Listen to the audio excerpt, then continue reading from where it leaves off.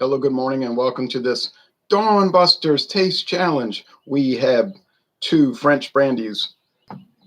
The first is Martell. I had too much glare when I was trying to do the screenshot for the thumbnail, but Martell Blue Swift. This is a VSOP Cognac. Bourbon barrels. VSOP is usually about 4 years old. Then they finish it in bourbon barrels. Bourbon casks in Europe, but we call them barrels here. The oldest mainline cognac company, founded in 1715. I don't know if that was during the reign of Louis XIV or during the reign of his great-grandson, Louis XV. Because remember, you had Louis XIV, you had the House of Bourbon, you had Henri IV, who was assassinated. Remember him? 1589 to 1610. Then you had Louis XIII. What? 1610 to 1643. And then Louis XIV, his son. So father, son, grandson. Then we had Louis XIV's son had died, but his grandson Philippe of Anjou became the king of Spain. Now, it was a big war over that. So then his grandson, great-grandson, I mean, became Louis XV, and then Louis XVI, Louis XVII, Louis XVIII, Charles X. Okay, now this is Ciroc VS, introduced in 2018. VS usually age about 2 years. Very special. Maybe it stands for very short. A very short period of time in the barrel anyway. Foil cap.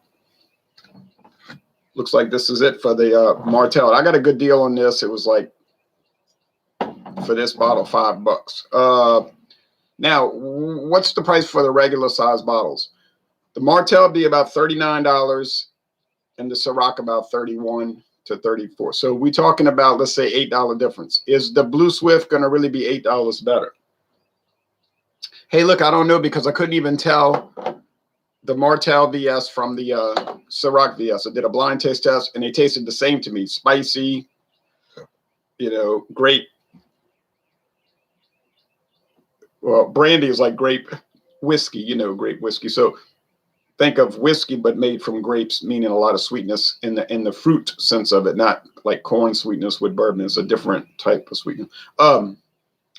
You would hope that the VSOP would be better. I mean, we're talking about $8 to $9 difference. Dixie Baseman says, good morning, Ron. A history lesson on the royal family in a review. Boy, did I luck out, right? So, thank you. We know that Louis XVII was never on the throne because of him being under captivity of communist forces when they had a communist revolution, a Masonic communist revolution in 1789, and then he was murdered by the communists, the ancient Orient Freemasons. You say, well, what's the difference between communists and Freemasons? Well, one word starts with a C and the other one starts with an F. Now, but he was the king legally, and then his uncle Louis XVIII had fled the country and was living in the Holy Roman Empire, and then he was able to come and take power once the revolutionary forces were defeated in 1714. All right. And then the third brother, the next brother the youngest was Charles X. And then, but there was another communist revolution. Okay, now I can't do anything to compensate for this. Okay, this is all the Martell Blue Swift I have. And I have poured the normal serving of the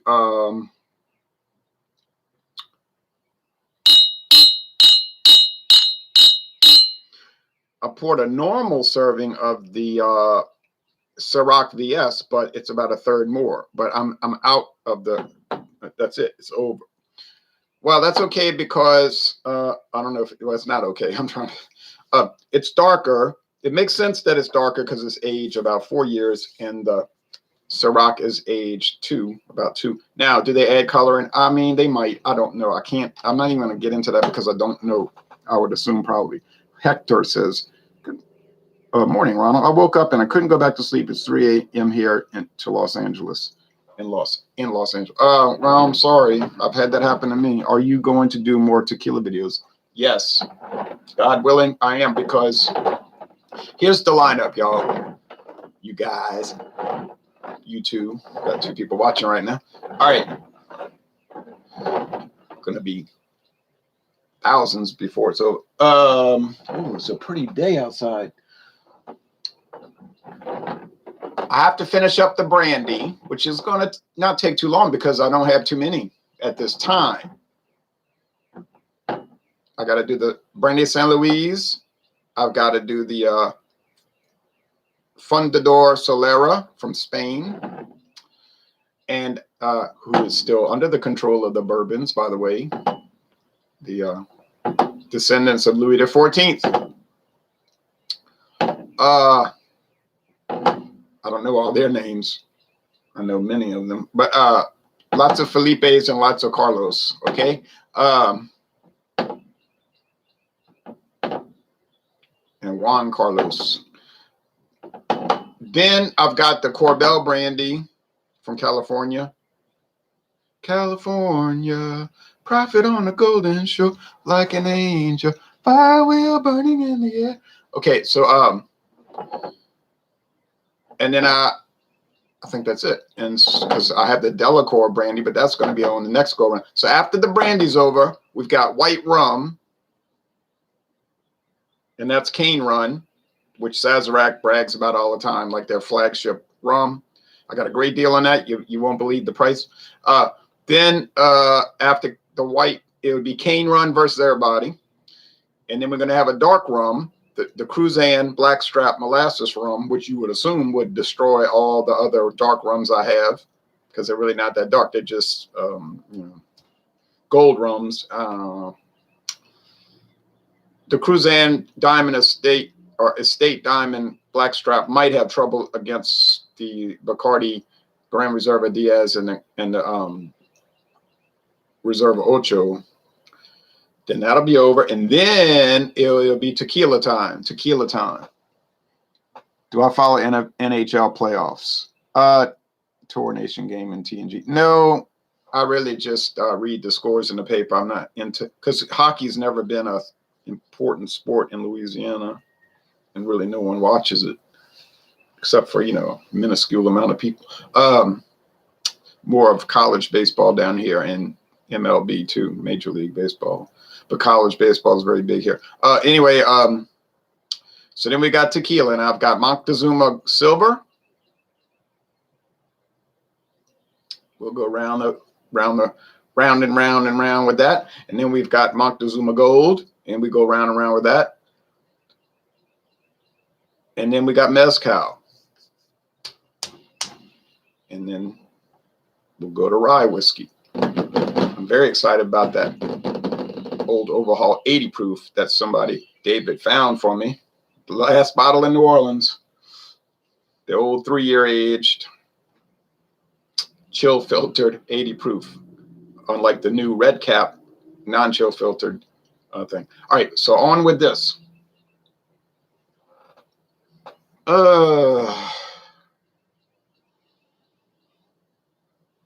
Spicy grape and wood. I don't know how to describe these, but it's like spicy raisins, and you can pick up wood like oak. This one's more spicy, richer. So I think this is probably the Martell Blue Swift, and I don't know, but I think it is. Cheers.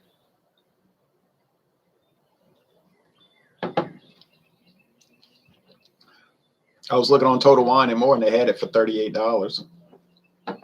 And they always got the cheapest price, so you know nobody else got it beat. Regular Martell VS be about $24, so it's a good deal more. Now, is this very complex? Not really. Now, the bourbon barrel, does that make a great difference with it? Finishing it in bourbon barrels? I mean, you know what? It's probably just more of a gimmick. You know, people, they always want to differentiate. So finished in port barrel wines, finished in bourbon barrel, finished in sherry wine, finished in this and that, this, that. I have noticed with my tastings, that's usually kind of a minimal thing, and it's more of a gimmick thing. But what do you expect? It's a flooded market. There's too many liquors chasing too few customers. It's like beer. That's why every time you turn around, they got some new beer. This one's made with M&Ms. This one's made with this and that and every kind of other thing. And then you see all these things sitting on the shelf out of date. Well, common sense. An audacious combination. Yeah, you know, see, this is hype. Martell Blue Swift is a spirit drink made of cognac, VSOP. Well, yeah, it's a spirit drink. Then finished in Kentucky bourbon cask. It's good for mixing, they say, not really straight. It's mostly spicy and it's midway bold to mild. Ciroc, you know, they go straight into mixed drinks with that one. It's like, yeah, look at all the cocktails you can make with it. So you would assume maybe in about 2 years, there'll be our Ciroc VSOP hitting the market. Then maybe 2 years after that, an XO, because I got to let it age. It's got to age 2, 4, and then 6 years. 6 years. Also, your political videos have been interesting despite being a Republican. Despite being a Republican, as a fellow Catholic, I find more in common with you than a lot of Protestants who are in my party. Oh, you say you're a Republican. Okay.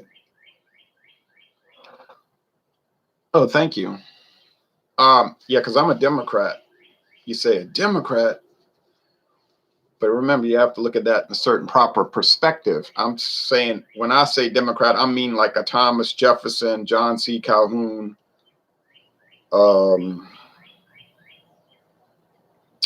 Grover Cleveland type ideology. You know, the last good Democratic president, Grover Cleveland.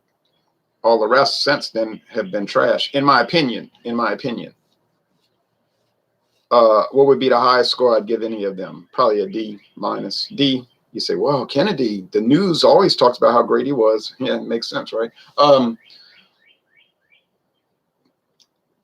But Jimmy Carter was probably better than Kennedy, and Carter wasn't good. So, except you do give him credit for deregulation, and he did do a lot of deregulation of the railroad, airplane, transportation industry, and a lot of other industries, beer, wine, and liquor. And all. He was hated by liberal Democrats actually because he was too free market oriented, and he was not a true free market guy. But anyway. So yeah, when I tell people Democrat, you know what they're automatically thinking. So it's kind of funny to see that. You know, I've had people on Facebook tell me, "You Republicans are blah blah blah." I say, "What are you talking about, Republican? I'm not even a Republican." And they'll say they'll challenge me. "Yes, you are." I say, I have a voter ID card. Would you like to see it?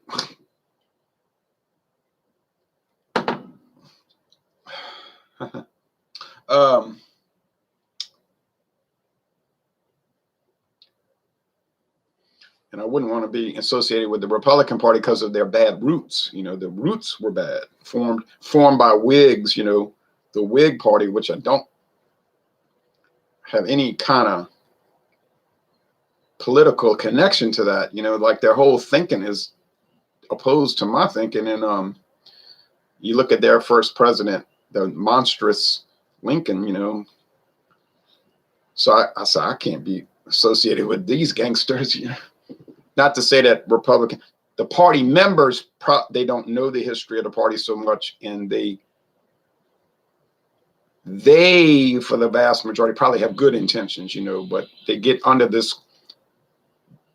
sucked into the corruption of it. So at least the Democratic Party had good roots. whereas the Republican Party never did. It was like founded on badness, bad thinking, so to speak. So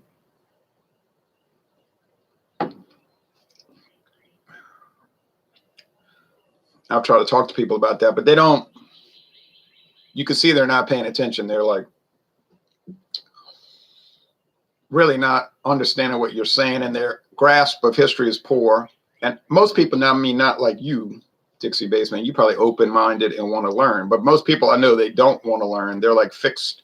They have fixed thinking, and it just won't change. They're rigid. But I think it's much better to be open-minded and entertain ideas and look at things both ways, and be able to look at concepts in an abstract manner and all that. So it's difficult in a way because you get volatile people,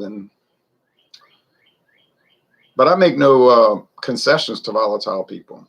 Never. I'll just say you can go crazy if you want, but I'm not going to give in to you.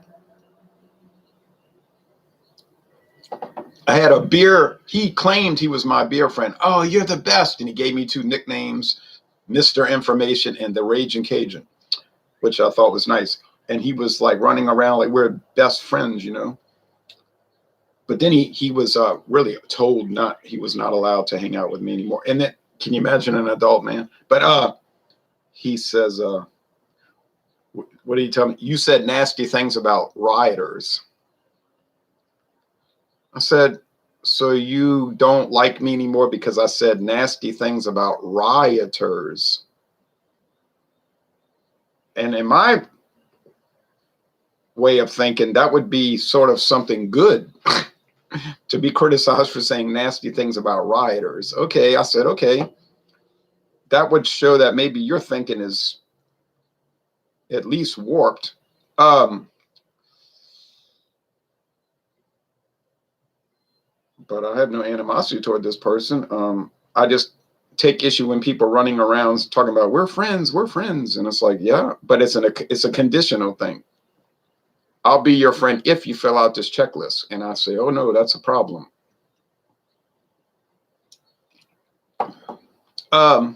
This is very sugary. It's like a sugar drink, and I said this before, and I said it in a smart aleck way, but I meant it. I meant it. I said it's like sugar water, or either one of these fantastic world-class brandies.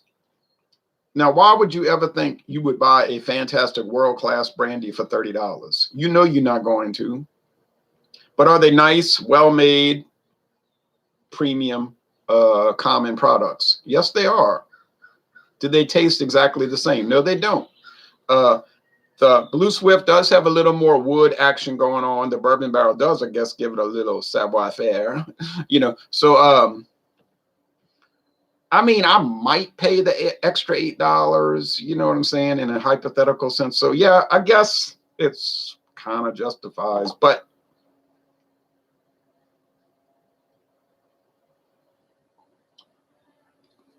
so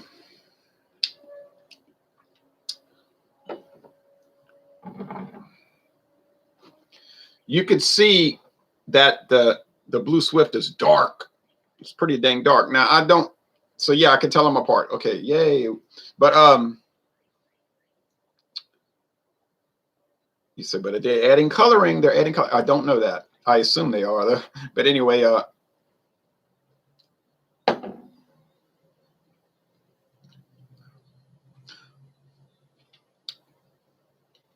just a little bit more wood action and a little creme brulee. But it's not. I honestly, I don't know if it's an $8 difference. It's not that profound. So I'm gonna say it's your pick.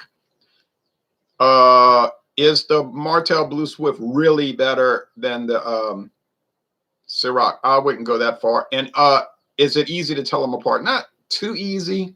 It's sort of a challenge, taste challenge, but it's not too difficult. So I'm gonna say it like, okay, they're both really nice, and you just use your discretion, right? So use your consumer discretion and go with that. All right, so let's go with the comments, and then I got to get off to go watch the news. Hello, Ron says Maxwell. Hello to you in the Russian Federation. I'm here from Melbourne, Australia, says Doju. Well, that's pretty interesting, Melbourne. Sadly, the only way to run for office in Arkansas, Alaska, seems to be as a Republican if you have any Catholic values. I mean, Republican founded by Masons and Masons, and we're responsible for the end of the anti-Masonic party. Right. So, yeah, I don't look at it as like I join a party. I always look at it as like I'm infiltrating a party, so to speak. But anyway, thanks for watching this video production. Be back tomorrow with another Brandy Taste Challenge.